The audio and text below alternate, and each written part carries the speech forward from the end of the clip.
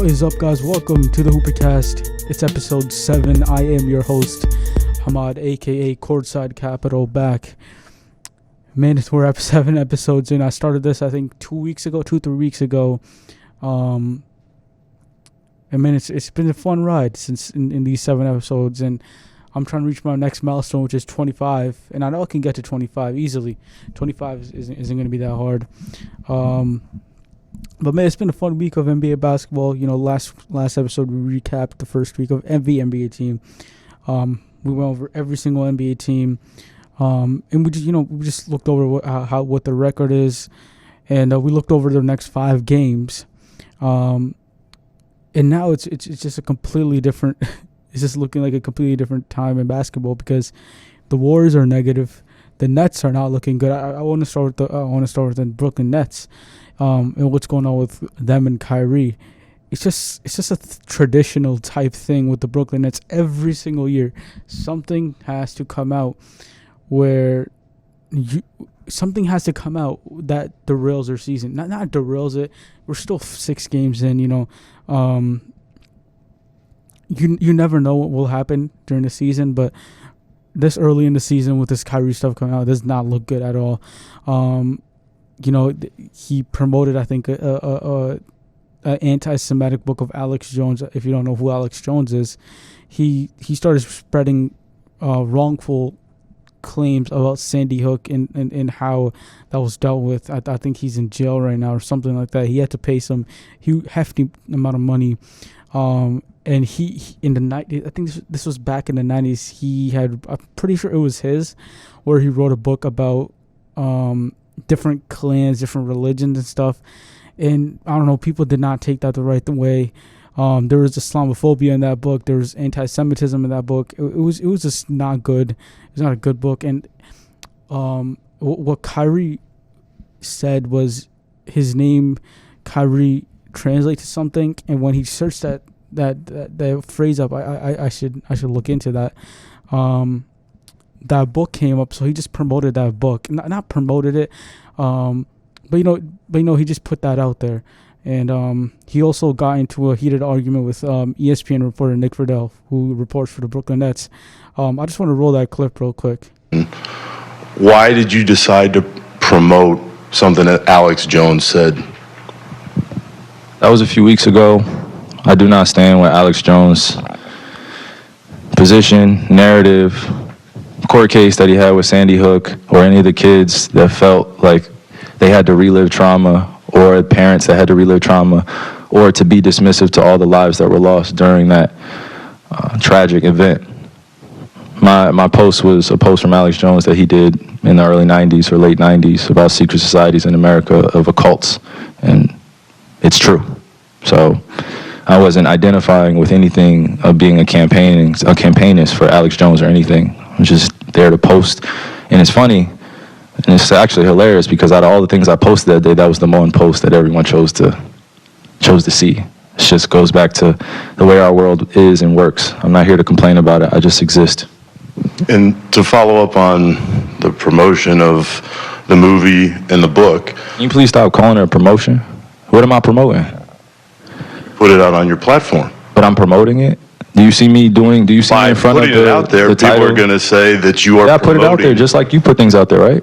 Yeah, but it's not. You put things out there for a living, right? Right, but my stuff is not. So let's move on. Filled with anti-Semitic stuff. Let's move on. Don't dehumanize me up here. I'm not doing that. Another human being. I can post whatever I want. So say that and shut it down and move on to the next question. But Kyrie, you have to understand that I don't have to understand anything from you. It's not me. Nothing. It's no people that you're making up, bro. Move on. But by posting move what on. you Next did, question.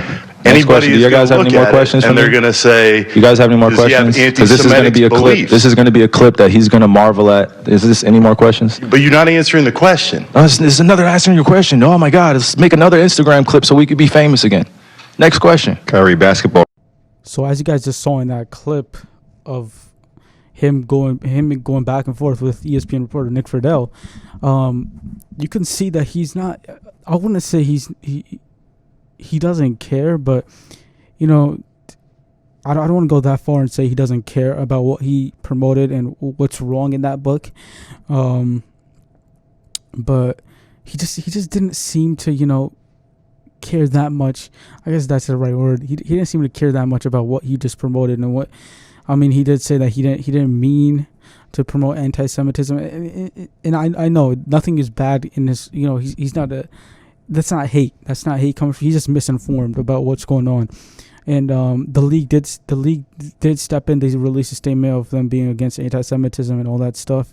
Same with the Brooklyn Nets with their owner Joe Tsai. He released a tweet, and he said he wants to sit down with Kyrie and teach him about what's going on and spread some knowledge about what he just promoted. What I want to focus on here is how their owner Joe Tsai has to tweet about it and not go straight to Kyrie.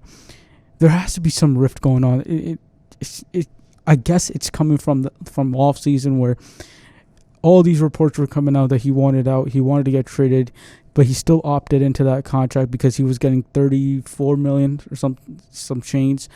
So he opted into that contract, and he's going to become a free agent next offseason. But I just feel like Adam Silver is going to, I'm pretty sure he's going to sit down and talk to Kyrie about this. But I just want to see why would Joe Tsai just tweet about it instead of just going to him and telling him face to face. You know, you're the owner of the team. It's your responsibility. Go to your players, show them the right way. So that just seems like there's a rift in this organization. You know, they lost their last game against the Pacers. They're playing the Pacers tonight in the baseball series again. I think it's a baseball. I think they're in Brooklyn again. They lost their last game. It was a bad loss. Ben Simmons is not playing tonight. It's actually Monday today, so he's not playing tonight. So we'll see. We'll see if the Brooklyn Nets can edge out a win, and the Brooklyn Nets just do not seem together, man. They won that game. Who they win against? I know they're 1-5. Just can't remember who they won against. I'm gonna have to look this up. But damn, I gotta see who did they beat.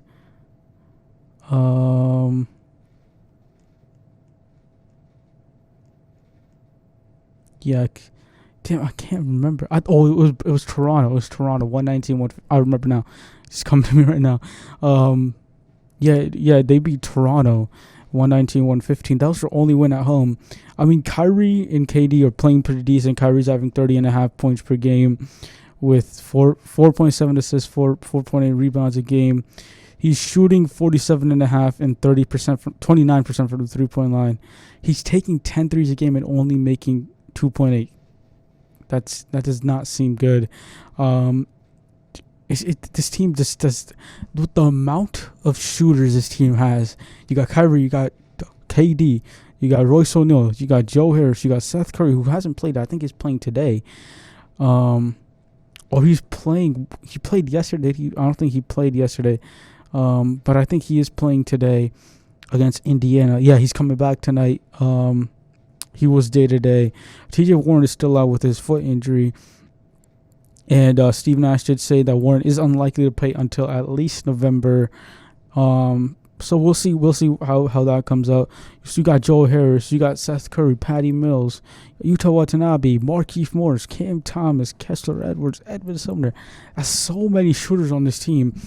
But the way Steve Nash runs this offense is, it's like whoever offense. It's like you give the ball to Kyrie and he just does his thing, and then you give it to Kevin Durant next time down and he just does his thing. It's no ball movement. It's nothing like that. It's not like Steve Nash is a back-to-back MVP who came from one of the most innovative offenses in NBA history, the 7 seconds or less offense with the Phoenix Suns in the 2000s, late 2000s, and you would never know that if I just told you, if you didn't know that Steve Nash was an NBA player, you wouldn't know that he was a back-to-back MVP, and he was the engine to one of the most innovative offenses of all time with the Phoenix Suns.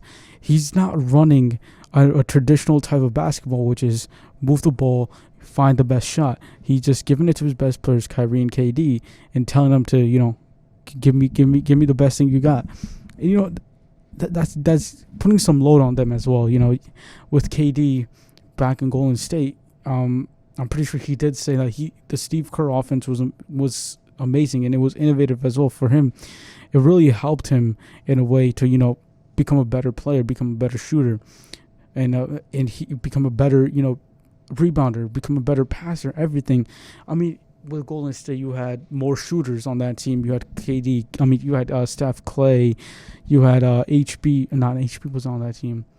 You had Iggy. Draymond was in a way at that time a pretty decent shooter at that time. So you had pretty decent shooters around him. But now you got Ben Simmons.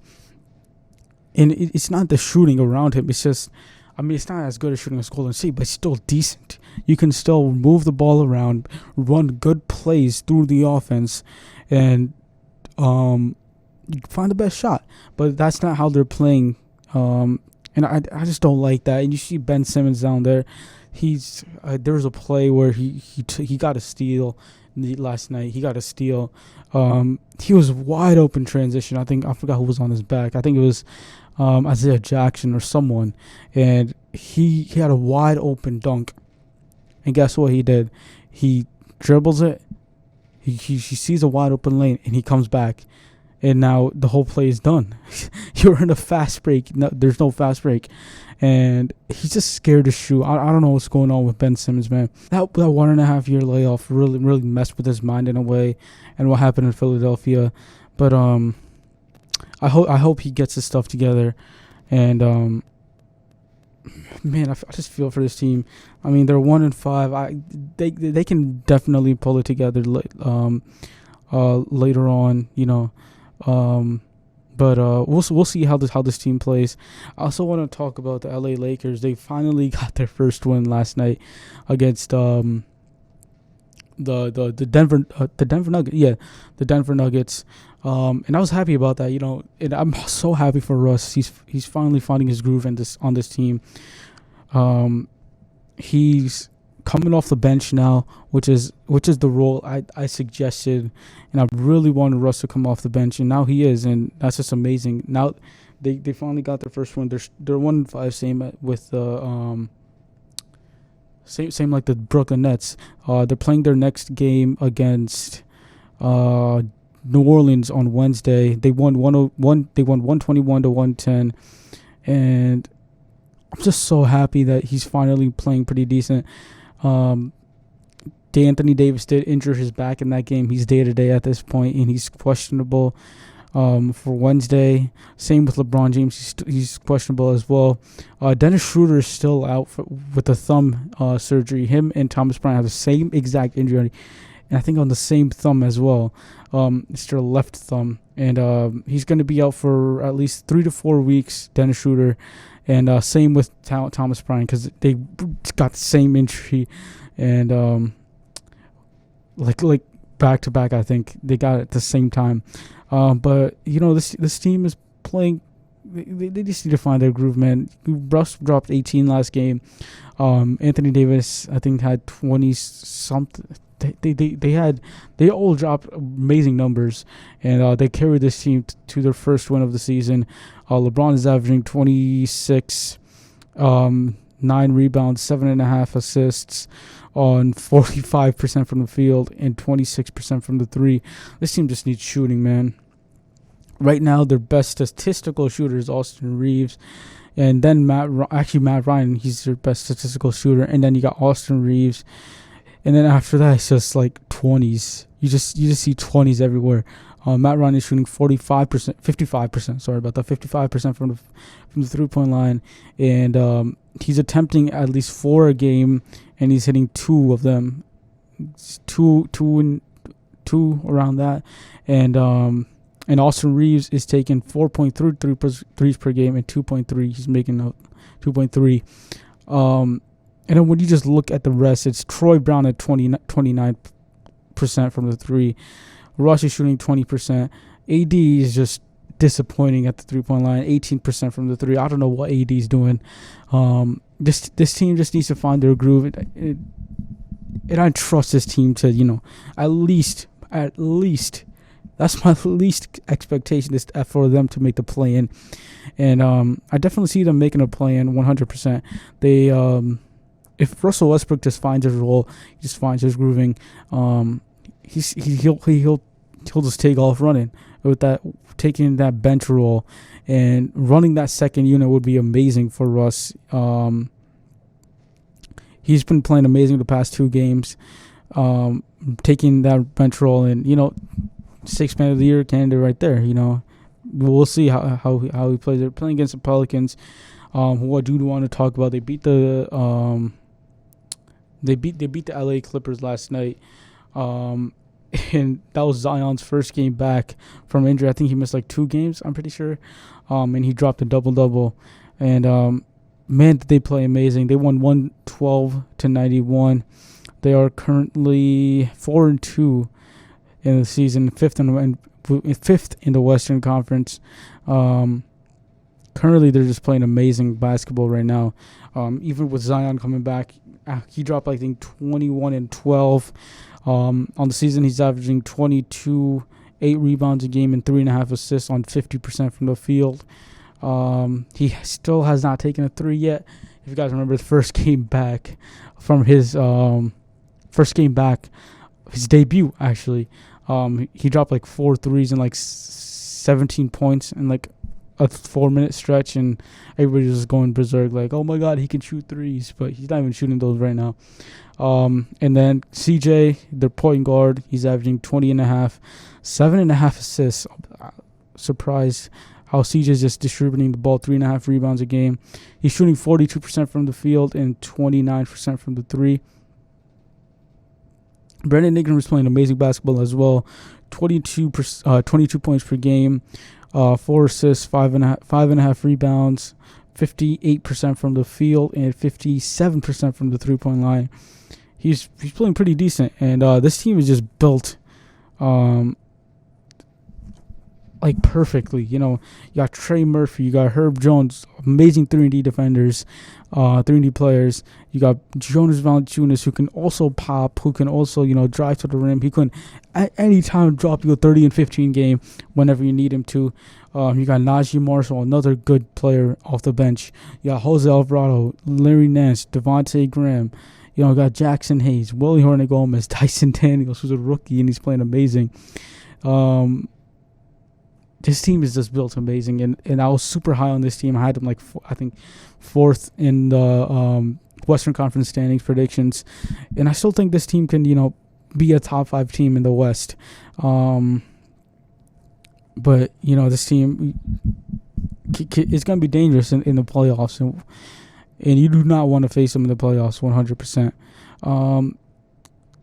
But last night facing the Clippers, Zion was just, if he continues to be like the Zion that we're seeing right now, he was like bully ball, literally bully ball. He was just giving the ball, and there was just one play, I think it was Zubac and Batum on him, and he just caught the ball. He just took it all over them, both of them. He missed, but he got his own rebound over both of them, and just put it back up and in. It was amazing to watch how good he's playing, and he can definitely keep this up. All-Star season definitely coming from him. He was an All-Star before in the 2021 season, and he can definitely carry this team. Him, CJ, and BI can definitely carry this team with the role players they have around him: Trey Murphy, Herb Jones, Jose, Najee Marshall, Jonas Valanciunas. This team is definitely going to be dangerous in the NBA playoffs. Next, you got the LA. I just want to talk about this LA Clippers team. They lost their, I think it was like 3 in a row, if I'm not wrong. They lost 3 in a row, I think, because they lost twice. I think they lost twice to. I just want to check this right now. Oh wait, it's 4 in a row. They won their first 2 games. I'm bugging right now. They won their first 2 games against SAC and LA, who are both negative. I mean, they're both like 1-5. I think SAC is 1-5 as well. And then they lost back-to-back, I think, against the Thunder. They went on a baseball series with the whole OKC. And then they lost to... What else did they lose to? They also lost to Phoenix before they went on that baseball series. And then they lost today against New Orleans. And their next game is against Houston tonight. I hope they pull it out, and I think they will pull it out against Houston. Well, you never know because they couldn't even beat OKC twice. But yeah, it's just Kawhi is just, I don't know what's going on with Kawhi. He's missing tonight's game. This is his third game he's missing tonight as well. He's listed as day-to-day with some knee soreness. Robert Covington is also out with health and safety protocols. This was on Saturday. He was placed in health and safety protocols. But yeah, it's just nobody on this team is averaging over 20. I want to say Paul George just needs to, he could definitely, he took this team to their first Western Conference Finals in franchise history. When Kawhi went down against the Jazz, I think it was Game 6, and he put a fight up against Phoenix, who got to the finals. He took it to 6 games. So Paul George has that in him. You do have John Wall, who's currently averaging 13 points per game, and averaging 4.5 assists. I don't know what I want to expect out of John Wall. He hasn't played basketball in a long, long time. He was sitting out against Houston, but we'll see how this team plays. And I have high hopes for this team as well. I think I had them like 3rd in the Western Conference. So this team can definitely, make some noise as well. But you just need Kawhi healthy. It all depends on their health and how good they're going to be playing throughout the season. And I know before the season started, they did say that they didn't want Kawhi's minutes to be too high, where he wouldn't be. The first game against LA, he was coming off the bench, and they don't want his minute load to be too high, and so he could tweak something again. As you can just see right now, Kawhi's out with knee soreness after just playing 2 games. So I think they're going to be super cautious on how Kawhi plays, ramp him up for the playoffs throughout the season. Play him here and there, but keep him out for a couple of games here. And I don't think it's too worrisome. I wouldn't be worried too much if I was a Clippers fan. I'll just take it as normal that Kawhi is, sitting out for these games with knee soreness. But yeah, they're just waiting for him to get better and, get in peak playoff form. Because if you know Kawhi, he's barely plays in the regular season. He's such a great player. He's definitely like a top 5, top 6 player, but he doesn't have an MVP to show for that because of how he doesn't play in the regular season. But he shows it in the playoffs in those 16 games, which mattered the most. He definitely shows those. Next, I just want to touch base on the Golden State Warriors, who lost their back-to-back games at Charlotte and at Detroit, which were 2 bad losses. First one against Charlotte, it was an overtime loss. And I just want to touch on the Charlotte Hornets real quick. They were playing absolutely amazing basketball without LaMelo Ball. And against Golden State, they didn't even have they didn't have Terry Rozier playing against Golden State. But currently they are 3-3, and I'm just so happy. Dennis Smith Jr. just playing amazing brand of basketball. He's averaging 12 points per game on 6.5 assists, 3.5 rebounds a game, on 48 and 54% from the 3-point line. So, and 47% from the field, 48% from the field. So when you look at this, it's just absolutely amazing how a couple of weeks ago he didn't even have an NBA roster spot, and he was like, "Oh, I'm going to try out for the NFL." I think he told his agent, "I'm going to try out for the NFL, like a defensive end or a linebacker position, because there's no way I'm going to go overseas. I'm not about to leave something here for overseas." But then I think he got a call from the Charlotte Hornets. They offered him a spot, and he's been just flourishing. He's played 6 games, started 4 of them. But Terry Rozier has been out. He's taking Terry Rozier's spot right now. Terry Rozier has been averaging 23.5 points per game. I think we talked about this. They were just taking turns. Him and Gordon Hayward just taking turns, dropping 20, 30 bombs, and trying to get Charlotte some wins. And then you got PJ Washington, who had, I think, the best his career. He had a career high game I just want to look at that game real quick, the game log for that game against the Warriors.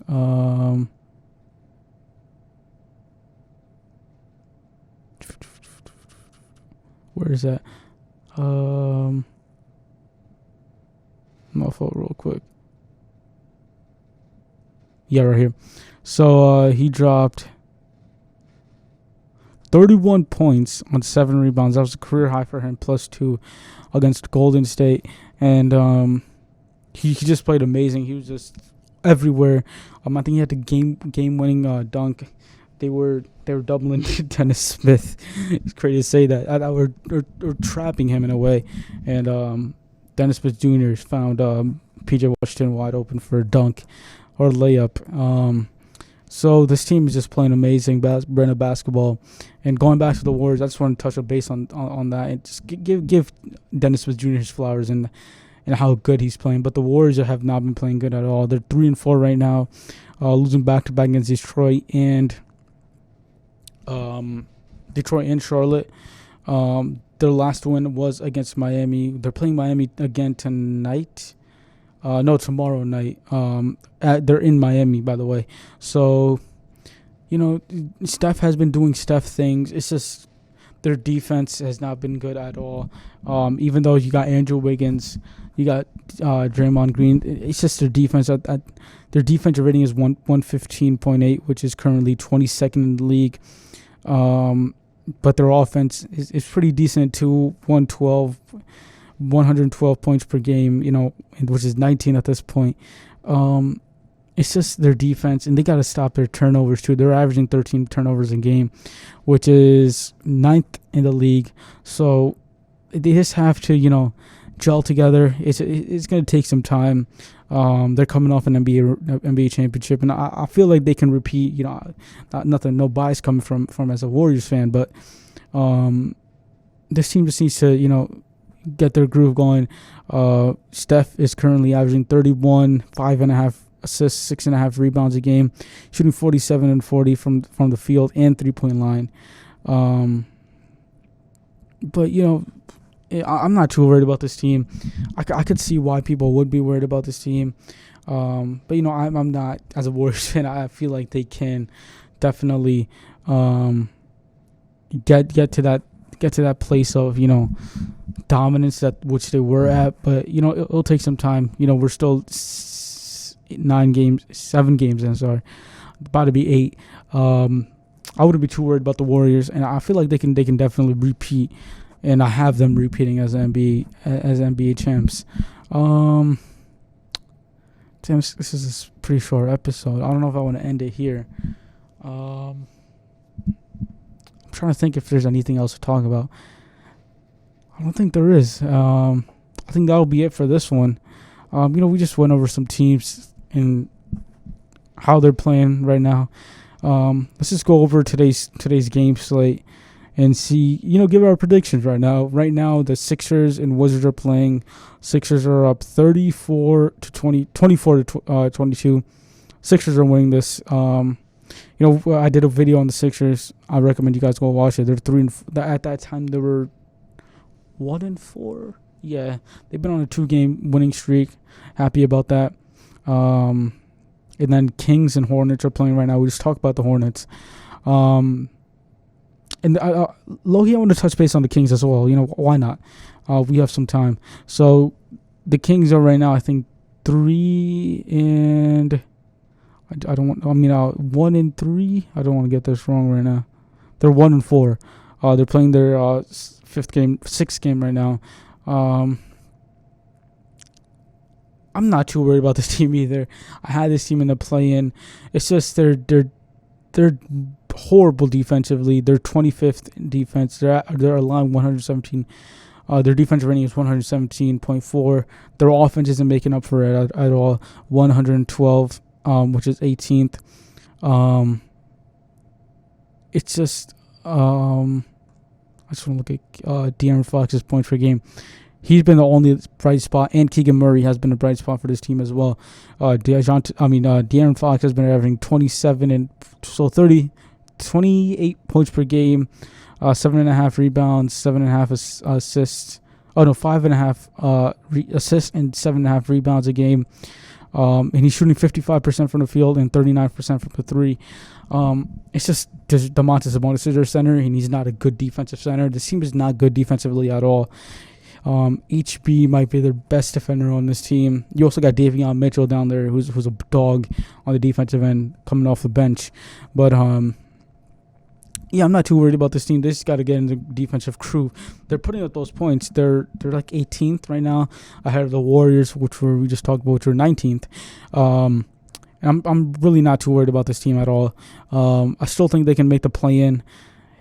So we'll see how they play. There's not much to talk about this team. Keegan Murray's averaging almost 19 a game, 4 rebounds, 1.3 assists, 54% from the field and 42% from the three. He's definitely in that Rookie of the Year discussion with Paolo, Jaden Ivey, and I'm blanking right now. Who else am I missing? Paolo, Jaden Ivey. I'm missing somebody. Was it Keegan? I don't think it was Keegan. Damn, I'm fully bent. There's got to be someone I'm thinking about. Damn, I'm blanking right now. But he's in that Rookie of the Year discussion. But we'll see how Keegan Murray plays. If he'll get it, but I still think what's his name? Paulo Banchero will definitely get that Defensive Player of the Year award. Rookie of the Year award. He's just been playing amazing. I think he's still dropping 20s each night. So we'll see how they play against the Hornets, which they're playing right now. They're down 22-32. Also got the Hawks and Raptors. I got the Raptors winning. The Raptors are a better team. Pacers and Nets. I want the Nets to win. I just want them to win this game because they just have not been playing good basketball. Ben Simmons is out with the back, something with his back, if I'm not wrong. No, his knee. Seth Curry's also out tonight. I thought he was going to play today, but it says rest for him. Pistons, Bucks. I'm going with the Bucks. Grizzlies, Jazz. This is going to be a pretty decent game. Jazz have been playing amazing. They're 3-2 right now. I'm going to go with the Grizzlies, honestly. And then you got the Rockets, Clippers. I'm going to go with the Clippers. I want the Clippers to get snap their 4-game losing streak. They're 2-4 right now and get to 3-4. So I think that will be it for this episode. It was like a 20-something minute episode, 26, 27-minute episode. I'll see you guys for episode 8. I'm going to still keep dropping content throughout the week. Don't worry about that. I'll drop some quizzes. I'm going to drop, the Brooklyn Nets video. We'll see what's going on. And I'll see you guys next week for episode 8. Where we'll just, go over the league and see what's going on throughout. And I'll see you guys next week. Peace.